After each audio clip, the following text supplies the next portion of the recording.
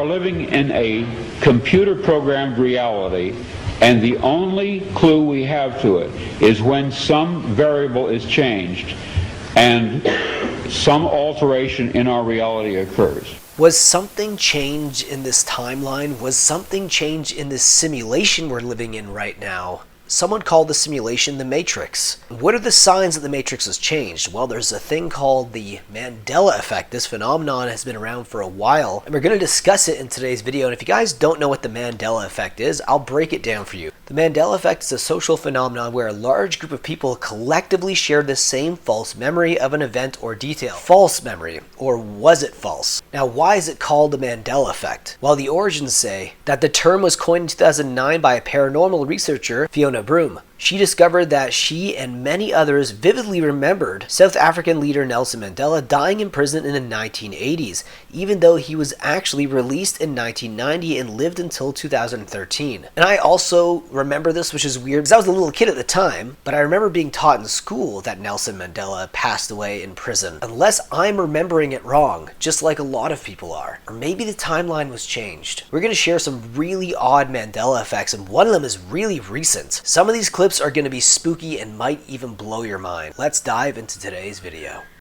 Guys, I'm not okay.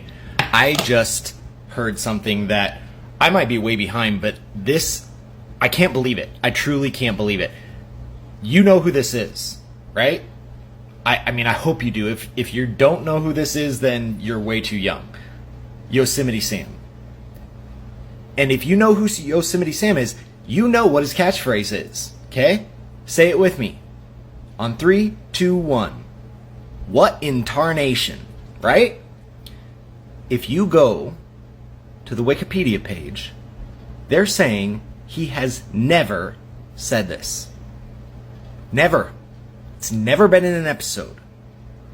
Who's changing the timeline? I've never heard the word tarnation except for watching this. That's where I learned the word. And now they're saying he's never said it in any episode ever. All of his other catchphrases, sure, but not that one.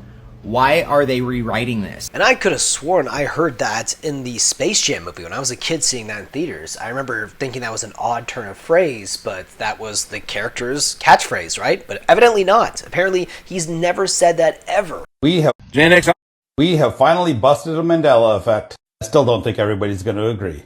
I will assume everybody watching has seen the 1984 movie Gremlins.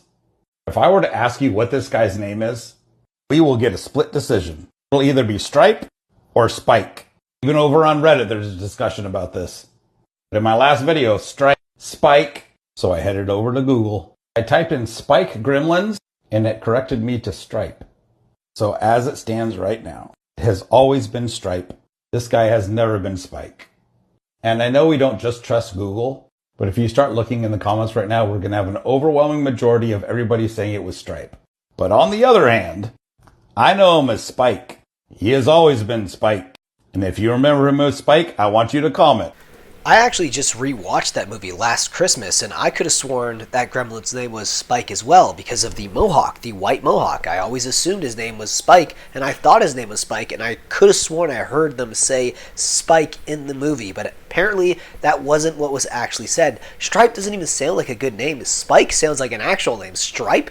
Who? Stripe, because of the stripes on his body? I feel like that's a much less effective name than Spike. Why does everyone remember him being Spike? I remember him being Spike. Do you remember him being Spike? Forget they took Looney Tunes and turned it into T-U-N-E-S, not T-O-O-N-S, and act like we didn't know. Never forget that. Never forget they took an E off of Febreze and act like it's never there. I know that there was 2 E's in Febreze. Don't forget it. Don't never forget it's not Oscar Mayer, it's Oscar Mayer. Never forget that. That never happened. Remember, it never happened. Never forget that never happened because it never happened. Hey, yo, never forget that King Henry VIII never had a chicken leg in his hand when he got that painting. Never forget that never happened because it never happened. Yo, never forget they took the hyphen out of Kit Kat. Never forget that it was never there. Never forget that we just misremembered it. Now, he's ran through a ton of different Mandela effects, and some of them are really strange, like the Looney Tunes one specifically, because it doesn't even really make any sense. We have cartoons, and it's called Looney Tunes. You'd think cartoon, T-O-O-N, but no, it's T-U-N-E. tune, like a song tune, which I guess there is a theme song to Looney Tunes, but you don't think that the entire cartoons brand is based off of the theme song. You'd think that it was based on the fact that they're all cartoons. Picture an Oreo with extra stuffing. What's it called? What's it called?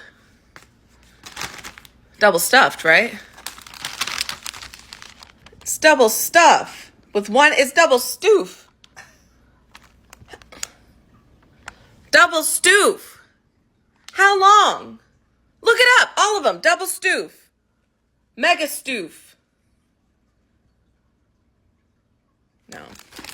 Not only does that not make any sense, because you don't spell stuff with just one F. That is like a glaring error in this timeline. I've always remembered it being double stuffed. It might have been double stuff, but I remember there being at least two Fs. There's no way you're telling me that there's only one F in those Oreos. Double stoof? Double stoof? What the stoof is going on here? Oh! Ew! Dude! Do you remember it differently, or am I going crazy as well? And maybe the explanation is glaring us right in the face. There's an author named Philip K. Dick who's actually responsible for a lot of great science fiction books in the 70s and 80s, especially Blade Runner, which is one of my favorite films of all time. He actually, at a press conference, mentioned this to a room full of people, and the footage is really chilling, but it actually leads to a perfect explanation as to what is going on right now, especially with the Mandela effect. We're living in a computer-programmed reality, and the only clue we have to it is when some variable is changed and some alteration in our reality occurs. Now, it's just like the Matrix. That's why a lot of people use the term the Matrix to describe this new reality we're living in, because there's that one scene in the Matrix where that cat walks in, shakes, walks back out and does the same thing, and then Neo thinks that that's the same cat. He says, deja vu. And they said, what do you mean deja vu? Because that was a glitch in the Matrix. It's when they change something in the timeline. It's when they change something in the Matrix, and that's ultimately maybe what the Mandela effect really is. Or maybe I'm going crazy, because I find the Mandela effect fascinating. If you do as well, leave your thoughts about it down below in the comment section. Also, what is the most bizarre Mandela effect to you? Leave it down below in the comment section. I'll see you guys in the next one. Take care.